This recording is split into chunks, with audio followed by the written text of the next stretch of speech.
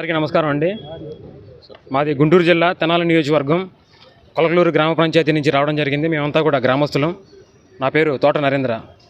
ఈ రోజున కలెక్టర్ గారి కార్యాలయానికి వచ్చి అర్జీ సమర్పించడానికి ముఖ్య కారణం ఏమిటి అంటే, కొలకలూరు గ్రామ పంచాయతీ నిధుల దుర్వినియోగం పైన సమగ్ర దర్యాప్తు జరిపించి నివేదికను సమర్పించవలసిందిగా వారిని విజ్ఞప్తి చేయడం జరిగింది.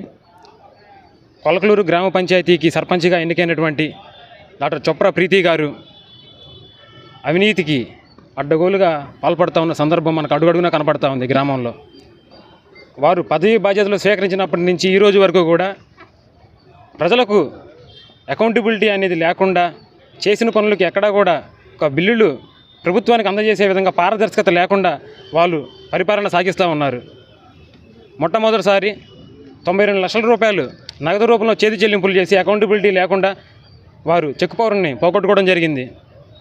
మళ్ళీ కుక్కతోక వంకర అనేటువంటి సామెతలాగా 2023 సంవత్సరంలో కూడా 98 లక్షల రూపాయలకు నగదు రూపంలో చేతి చెల్లింపులు చేసి పనులు చేపించామని చెప్తూ ఊరి మీద చెక్ పవర్ను మరో దఫా మరి పోగొట్టుకోవడం జరిగింది. వారు పొలిటికల్గా కొంతమంది పెద్దల చేత కోర్టుకు వెళ్ళి ఆశ్రయించి చెక్ పవర్ను తిరిగి సంపాదించినప్పటికీ కూడా ఈ రోజుకి వారి బుద్ధిని మాత్రం మార్చుకోవడం లేదు. ఏ ప్రజలైతే వారికి బ్రహ్మరథం పట్టి అడుగడుగున వారికి అండగా నిలబడి ఆవిడ గెలుపు కోసం కృషి చేసినటువంటి వ్యక్తులను కావచ్చు, గ్రామ ప్రజలను కావచ్చు, ఎక్కడికక్కడ మర్యాద ఎక్కడ ఇవ్వకుండా ఒంటెద్దు పోగొడలతో పంచాయతీని పరిపాలన చేస్తూ ఉన్నారు. ఇది ఖచ్చితంగా ప్రజాస్వామ్యంలో ప్రతి ఒక్కరూ కూడా హర్షించదగ్గ విషయం అయితే కాదు.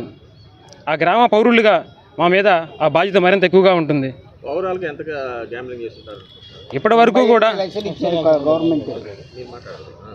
మనకి గ్రామం మేజర్ పంచాయతీ కాబట్టి దగ్గర 2 కోట్ల రూపాయల బడ్జెట్ అనేది ఈ గ్రామానికి కంపల్సరీ ఉంటుంది.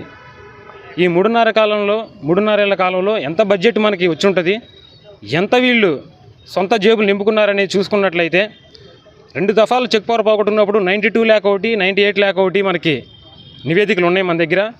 ఇవి కాకుండా మరిన్ని నివేదికల కోసమే మనం ఈ రోజున కలెక్టర్ కార్యాలయానికి వచ్చి అర్జీ సమర్పించడం జరిగింది. అంటే వీరి అవినీతి ఏ స్థాయిలో ఉందనేది మనం దీన్ని బట్టి అర్థం చేసుకోవచ్చు. మేము ఈ యొక్క నివేదిక వచ్చిన వెంటనే సంబంధిత నివేదికను తీసుకువెళ్ళి పంచాయతీరాజ్ శాఖ మినిస్టర్, రాష్ట్ర ఉప ముఖ్యమంత్రి వర్యులు కొణిదెల పవన్ కళ్యాణ్ గారి దృష్టికి వెళ్ళి ఈ యొక్క గ్రామ పంచాయతీ నిధుల అవకతవకల మీద జరిగినటువంటి ఏవైతే ఉన్నాయో నివేదిక, దీని మీద మరింత సమగ్ర దర్యాప్తు జరిపించి పెద్దల చేత చర్యలు చేపట్టి భవిష్యత్తులో ఏ సర్పంచ్ కూడా రాష్ట్రంలో ఇటువంటి అవినీతికి పాల్పడకుండా ఉండేలాగా ప్రజలకు ఈ ప్రభుత్వంలో మంచి జరుగుతుంది, నిధులు ప్రతి ఒక్కరికి కూడా అభివృద్ధి రూపంలో అభివృద్ధి ఫలాలు అందుతాయనేటువంటి భరోసాను ఉప ముఖ్యమంత్రి గారు మాకు ఇస్తారని చెప్పేసి ఆశిస్తూ ఉన్నాం.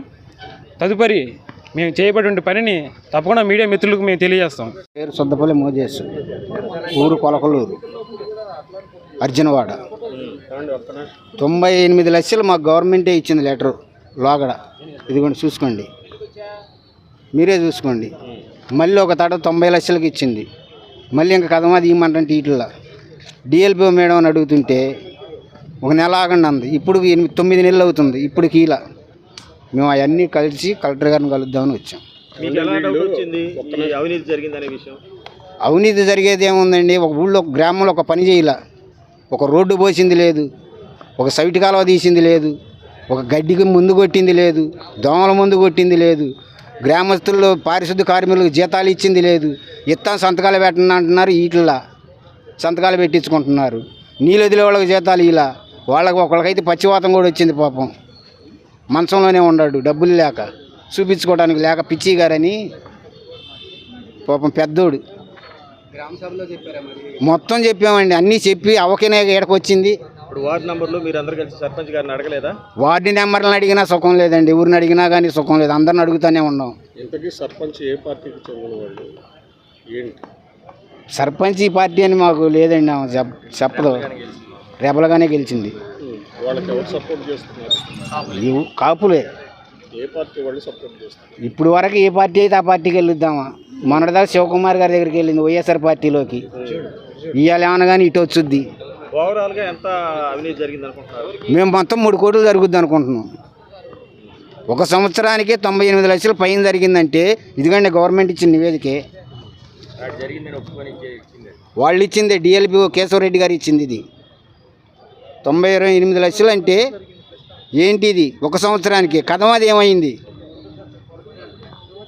గ్రామంలో ఒక పని చేయలా, లేదా ఎడన్నా చేసినట్టు ఉంటే ఎంక్వైరీ చేయమనండి.